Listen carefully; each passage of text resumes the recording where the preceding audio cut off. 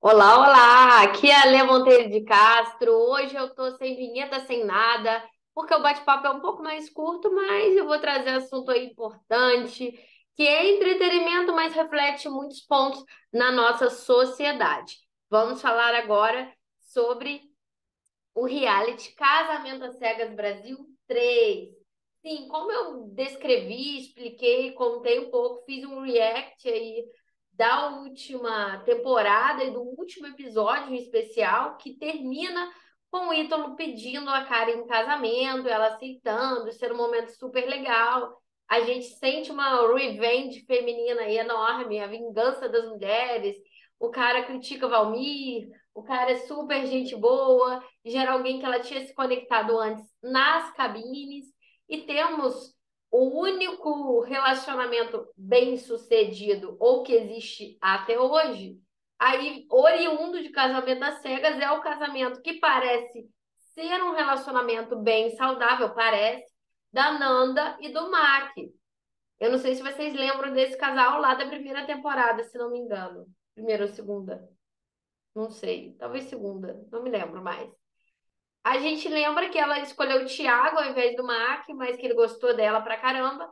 E que depois que ela viu o tipo de comentário machista vindo do Thiago, como ele diminuía a profissão dela e etc., dentre várias coisas horríveis que ele falava, ela acabou se separando e tendo um reencontro aí com o Mac, e eles ficaram juntos, começaram a namorar e tal.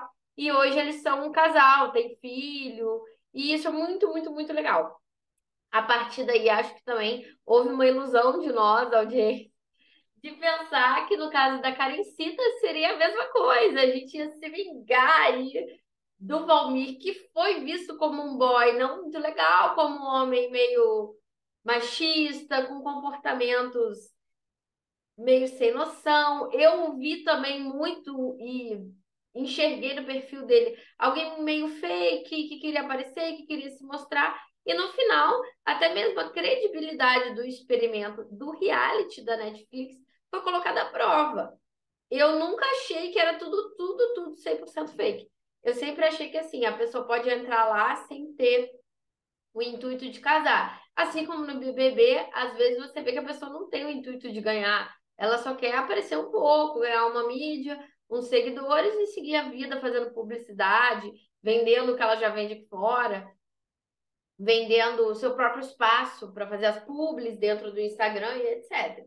Isso já era muito comentado até no Big Brother, que é o reality mais rentável da televisão brasileira, o maior, talvez, em termos de estrutura. Então, existe esse tipo de comentário, e em relação ao casamento às cegas, depois da participação do Valmir, isso cresceu ainda mais. Porque foi muito comentado que o querido Valmir, o querido lobinho que fica uivando por aí nas varandas deste meu Brasil, ele tinha, na verdade, alguém aqui fora. E ele entrou no experimento simplesmente para se mostrar mesmo. Ele não tinha o intuito de querer casar.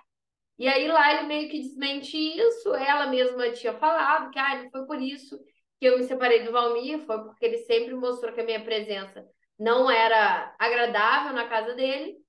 E aí ela começa a se relacionar com o Ítalo, ela mesma tomou a iniciativa de falar com ele, e daí eles começam a sair, e etc., namorar, e ele a pede em casamento ali ao vivo na Netflix, já uma coisa que parece combinada e surpresa só para ela, não sei se era também, não dá para saber. Tem coisas que a gente nunca vai saber a verdade, mas eu acho que faz parte da TV, de realities, apesar de ser um nome de reality próximo à realidade e ser um experimento social, essa glamorização das ideias e essa fantasia envolvendo essas histórias, as histórias das pessoas comuns. Eu acho que existe muito isso no reality, então não dá pra gente ter certeza do que realmente é realidade e do que não é. Pensando dessa forma, ainda teve outro problema, porque Ítalo foi desmascarado. Simplesmente Rodrigo, que era o noivo da Dai, não sei se vocês lembram dele, é um cara bem de olho claro, meio loirinho, que também foi bem cancelado.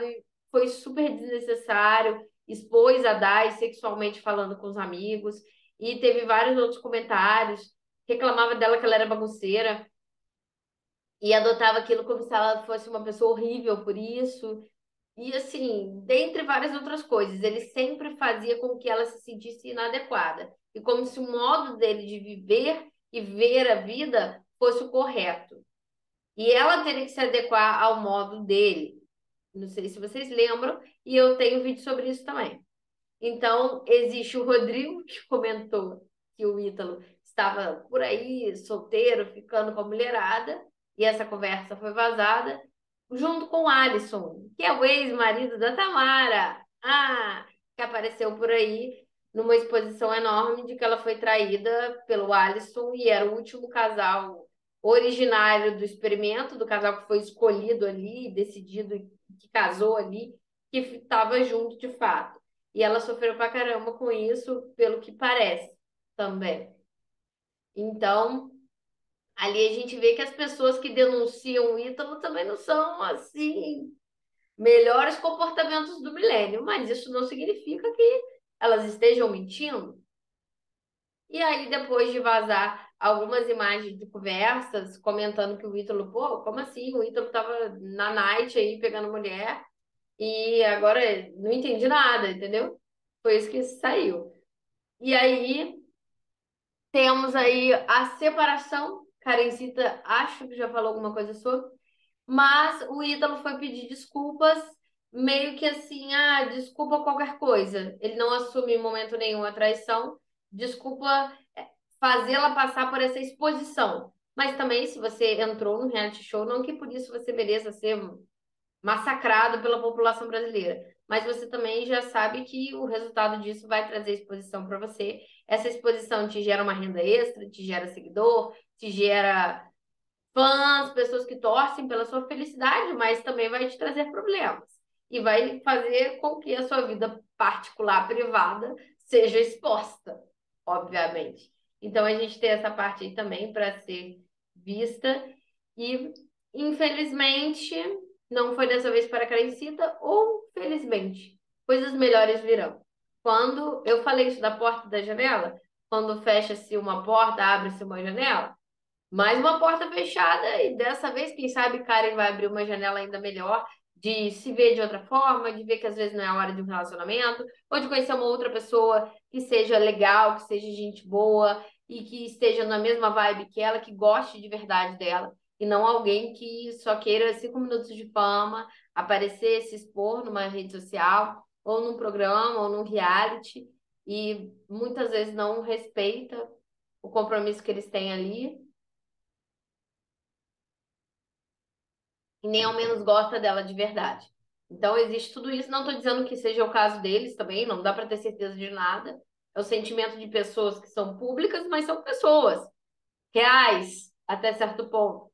Porque a credibilidade do casamento às cegas também foi colocada à prova a partir disso tudo. E vem aí uma nova temporada comentando o pós-casamento. Olha que caos. É um caos. Esse vídeo é até difícil de explicar tudo que tem acontecido. É esse caos. Eu já tô assim, cansada de falar de casamento às cegas. De tanto que eles aprontam. Que gente doida, que doideira. É muita vontade de aparecer. É o que eu falei da outra vez, é a espetacularização da vida privada, dos seus relacionamentos. É tudo muito exposto, como se fosse uma novela.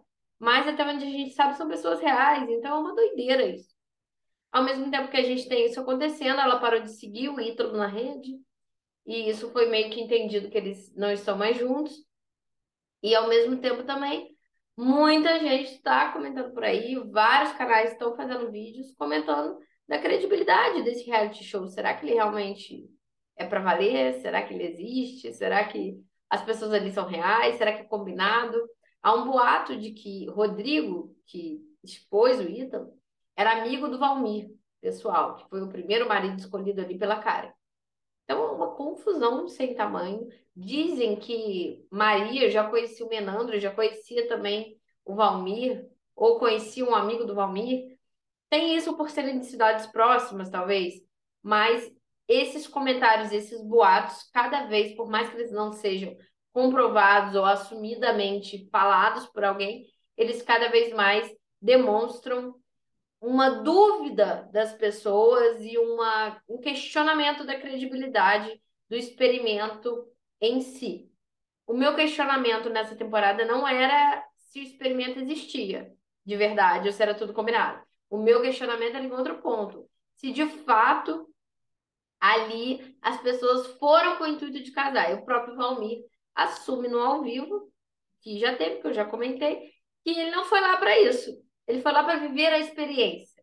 Ou seja, e a Camila Queiroz, que é a apresentadora, já chega dando-lhe uma patada que não foi para isso que foi criado o reality. É para casar, não é para você viver a experiência. Não é uma experiência de vida. É para casar.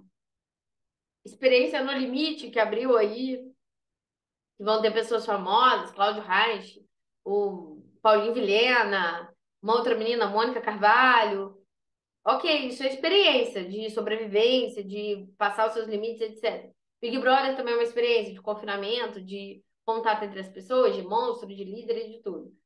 Agora, casamento às cegas é casamento às cegas, é casamento. O foco é casar. Eu espero que vocês tenham gostado do vídeo. Realmente a gente vê esse machismo estrutural muito forte aí, esses comportamentos masculinos que já são de muito tempo, desde que eu era adolescentezinha, eu vou fazer 32 esse mês. A gente vê isso se repetindo. O cara que quer casar, mas quer levar a vida de solteiro.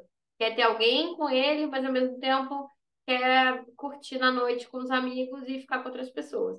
Isso é muito comum. E é um tipo de comportamento que desvaloriza as mulheres, que trata as mulheres da rua, que estão ali, que estão na noite, como objetos sexuais, e trata a mulher de casa como alguém que vai ficar lá comportada esperando ele chegar, uma cuidadora, colocando essas mulheres em diferentes papéis sociais que são todos derivados de uma ideia muito limitada do que é uma mulher e de uma ideia muito sem responsabilidade do que é um relacionamento e principalmente do que é casar e formar uma família, segundo a estrutura que a gente conhece.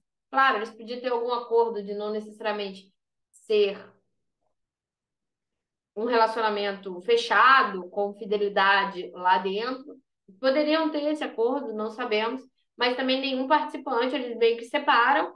Então, em nenhum momento eles comentaram que, olha, o que aconteceu tá tudo bem, eu já sabia, porque nós temos um relacionamento aberto. E nós combinamos que seria dessa forma. Acho que assim, você vive a relação que você quiser viver. Mas quando é combinado e as coisas acontecem dentro da troca que o casal fez, respeitando as duas partes, é uma coisa. Não que o relacionamento aberto respeite mais do que o fechado. Isso aí é muito relativo. Cada história é uma. Mas enganar a outra pessoa não é legal. Então eu vou ficando por aqui. Mando um beijo para vocês. Tem um link aqui abaixo para você fazer a mentoria de oratória para mulheres gratuita comigo. Conhecer um pouco mais dos meus treinamentos. Tá certo? E já se inscreva e deixa seu like. Se você quer comentar alguma coisa, se esse reality é uma pataquada ou não é, é uma bobice, é uma bobeira, é uma mentira, ou é uma mentira, mas tá aí para entreter a gente, tá tudo certo. Ou você acredita na veracidade, comenta aqui embaixo. Quero saber o que você acha.